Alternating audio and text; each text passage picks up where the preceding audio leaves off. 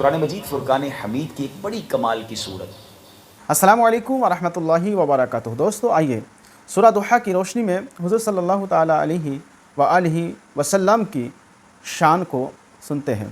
آج انشاءاللہ قرآن مجید فرقان حمید کی ایک بڑی کمال کی صورت، اور اگر یوں کہیں کہ یہ صورت نبی پاک علیہ السلام کی شاندار نعت بھی ہے۔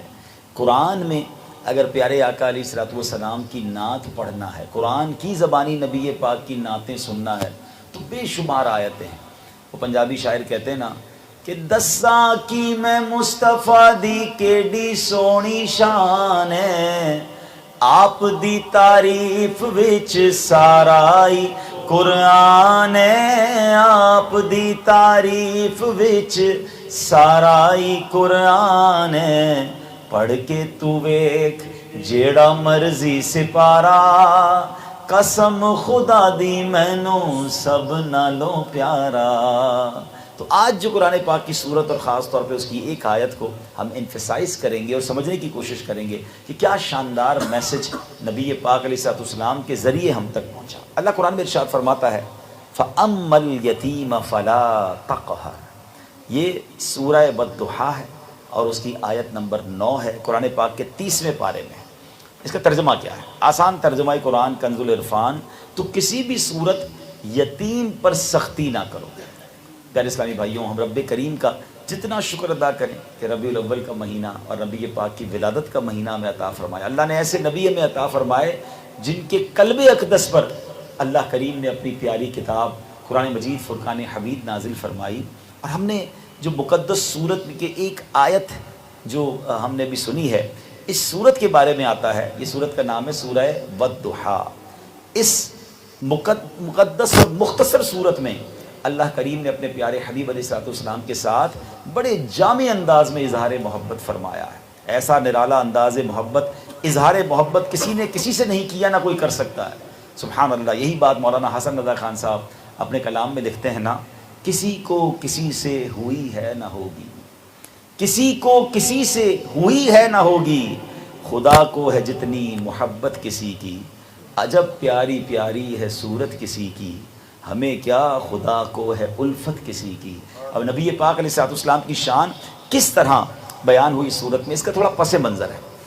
معاملہ یہ تھا کہ اسلام کے ابتدائی دن تھے، جبریل امین حاضر ہوتے تھے، اللہ کی طرف سے وحی لے کر آتے تھے۔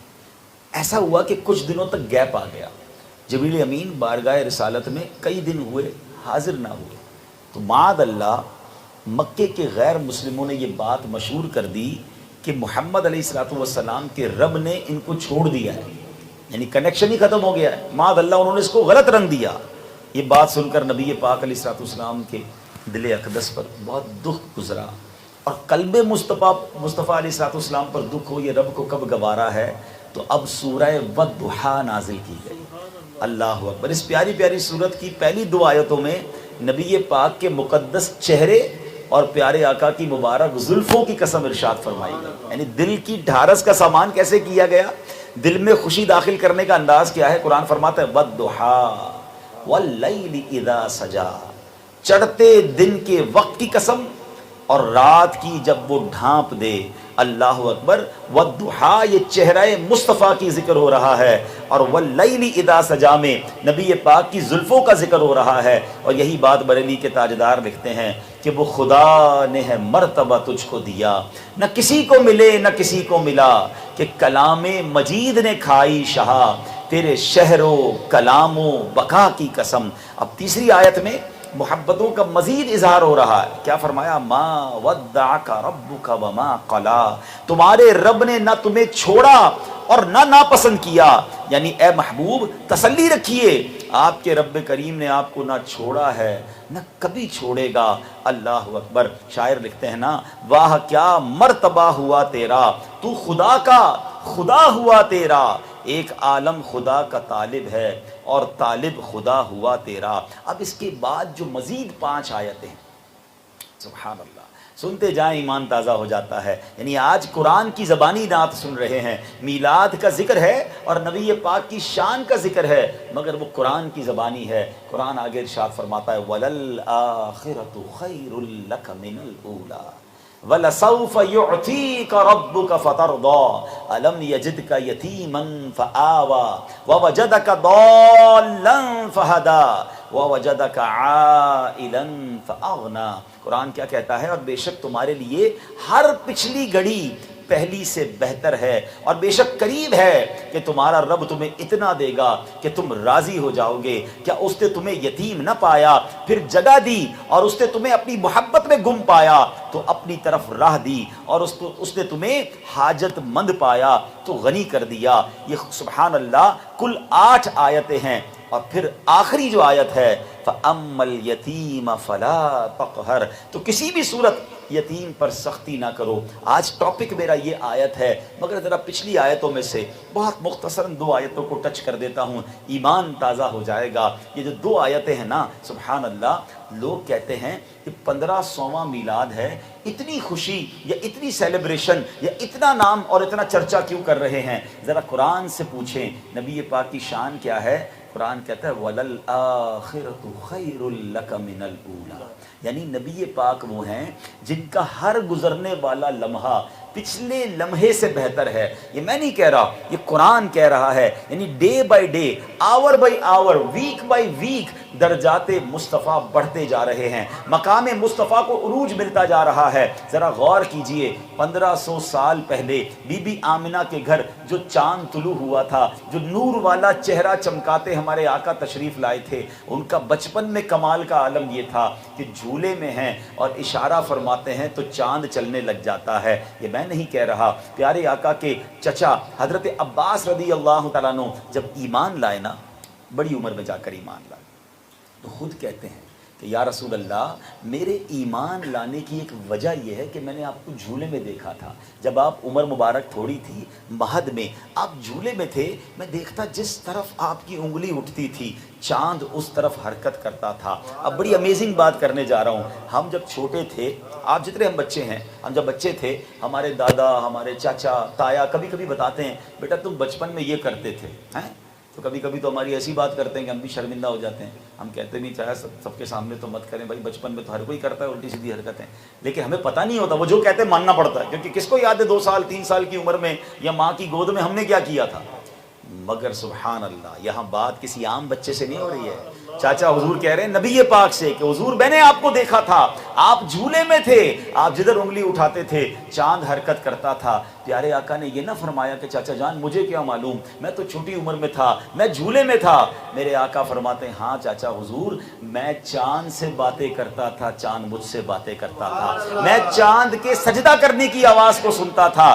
ارے جھولے میں کمال کا عالم یہ ہے کہ جناب انگلی اٹھاتے ہیں تو چاند حرکت کر رہا ہے، چاند کی آواز سن رہے ہیں۔ تو آج اگر ہم کہتے ہیں دور و نزدیک کے سننے والے وہ کان لعلے کرامت پہ لاکھوں سلام، تو اس میں کیا حرج ہے؟ یہ تو حدیث سے ثابت ہے۔ مجھے بتاؤ کہ جس جھولے میں رہ کر نبی پاک کے کمال کا عالم یہ ہے، اور پھر جوانی میں کیا کمال ہوا کہ اشارہ فرمایا تو اسی چاند کو 2 ٹکڑے فرمایا۔ اہل مکہ کہتے ہیں ٹکڑے تو کر دیے، اب جوڑ کے دکھائیے۔ میرے آقا نے اسے جوڑ کر بھی دکھا دیا۔ مولا علی کی نماز جاتی ہے، نبی پاک دعا فرما کر سورج کو پلٹا دیتے ہیں۔ اللہ اکبر، کس معجزے کی بات کروں؟ تو جس نبی علیہ السلام کے معجزات کا عالم 1450 سال پہلے یہ تھا، بتاؤ قرآن تو کہتا ہے وَلَلْآخِرَةُ خَيْرٌ لَكَ مِنَ الْأُولَىٰ۔ اے محبوب، ہر گزرنے والا لمحہ آپ کے کمالات بڑھ رہے ہیں، آپ کی جناب عروج بڑھ رہا ہے۔ تو آج 1500 سال کمپلیٹ ہونے کے بعد میرے آقا کے مقام کا عالم کیا ہوگا، ان کی شان کا عالم کیا ہوگا؟ تو ہمیں جہاں نبی پاک کی ولادت کی خوشی ہے، وہاں مقام مصطفیٰ کے عروج کی بھی خوشی ہے۔ اور غلام کے لیے اس سے بڑی سعادت کیا ہے کہ میرے آقا کے کمالات میں، آپ کے مقام میں جتنا عروج ہوتا جائے گا، ہمیں یہ تسلی ہے کہ میرے آقا جتنے بھی بڑے کمال پر پہنچے، امت کو انہوں نے بھولنا نہیں ہے، امت کی شفاعت انہوں نے کرنی ہے۔ اور اگلی آیت اسی طرف اشارہ کر رہی ہے وَلَسَوْفَ يُعْتِيكَ رَبُّكَ فَتَرْضَىٰ۔ اللہ اکبر، علماء کہتے ہیں قرآن کی سب سے زیادہ تسلی دینے والی آیت یہ ہے۔ اور یہ کیوں ہے کہ نبی پاک علیہ الصلوۃ والسلام نے جب یہ آیت نازل ہوئی نا کہ وَلَسَوْفَ يُعْتِيكَ رَبُّكَ فَتَرْضَىٰ، اے محبوب ان قریب ہم تمہیں اتنا اتنا عطا فرمائیں گے کہ آپ راضی ہو جائیں گے۔ سنو، میرے آقا نے یہ نہ فرمایا کہ اللہ مجھے بڑا جنت میں محل دے گا تو میں راضی ہوں گا، اے اللہ میرے بچوں کی اتنی ساری جناب پراپرٹیز ہو جائیں یا میرے خاندان والوں کو اتنا عروج ملے تو میں راضی ہوں گا۔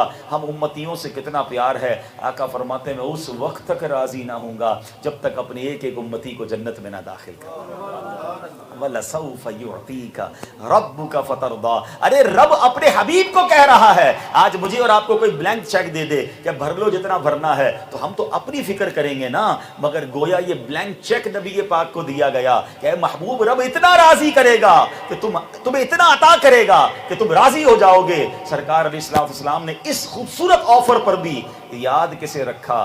ہم غلاموں کو یاد رکھا۔ جبھی تو اعلیٰ حضرت لکھتے ہیں نا، جو نہ بھولا ہم غریبوں کو رضا، یاد اس کی اپنی عادت کیجئے۔ ارے میرے آقا علیہ السلام تو ہر موقع پر ہمیں یاد رکھتے ہیں، کیا ہم امتی انہیں یاد رکھتے ہیں؟ کاش کاروبار کرتے وقت، فیملی ایونٹ کرتے وقت، دوستوں کے ساتھ کہیں جاتے آتے وقت ہم اپنے زندگی کے معمولات میں یہ خیال رکھیں کہ جو میں کر رہا ہوں کہیں نبی پاک کو ناراض تو نہیں کر دے گا، کہیں ان کے دین کو نقصان تو نہیں پہنچائے گا، کہیں اسلام کے امیج کو ڈسٹرب تو نہیں کرے گا۔ ایک امتی ہونے کی حیثیت سے اتنا تو مجھے خیال ہونا چاہیے کہ میرے آقا نے ہر گھڑی ہمیں یاد رکھا ہے۔ ارے ہم بھی تو انہیں یاد رکھیں۔ ہم کیوں بھول جاتے ہیں ہم مسلمان ہیں؟ ہم کیوں بھول جاتے ہیں ہم آخری نبی کے امتی ہیں؟ اور میرے ایچ اینڈ ایوری اسٹیپ کو بالخصوص اب اگر بیرون ملک میں ہیں، ہم یورپ کی سرزمین پر ہیں جہاں آس پڑوس میں غیر مسلم رہتے ہیں، وہ یہ دیکھتے ہیں کہ مسلمان کا اخلاق کیسا ہے، مسلمان کا کردار کیسا ہے۔ سچی بات تو یہ ہے کہ اس ربیع الاول کے مہینے میں پیارے آقا کے 1500 سالہ میلاد کی خوشی میں میں ایک نیت کر لوں کہ میں ایک ایسا پریکٹیکل مسلمان بن جاؤں، ایک ایسا باعمل مسلمان بنوں کہ مجھے دیکھ کر لوگ کہیں کہ امتی ایسا ہے تو آقا کیسے ہوں، امتی کا عمل ایسا ہے تو ان کے پروفٹ علیہ الصلوۃ والسلام کیسے ہوں گے۔ بلکہ سچی بات یہ کہ ہم دنیا کو بتائیں، اگر کوئی کہے نا آپ کی اسمائل بڑی اچھی ہے، آپ کے اخلاق بڑے اچھے ہیں، you are very caring person, آپ بڑے کمال کے شہری ہیں، آپ جناب لوگوں کا خیال رکھتے ہیں، آپ ہیومینٹیرین کام بھی کرتے ہیں، تو ہم جواب دیں کہ ہاں یہ سب میں نے سیکھا ہے ہمارے لاسٹ پروفٹ علیہ الصلوۃ والسلام کی سیرت سے، تاکہ اسلام کا پراپر امیج جائے۔ بہرحال اب یہ تو کچھ باتیں ہو گئی، میں نے کہا نا یہ سورت ہی قرآن پاک کی نبی پاک کی نعت ہے، پڑھتے جائیں اور جھومتے جائیں۔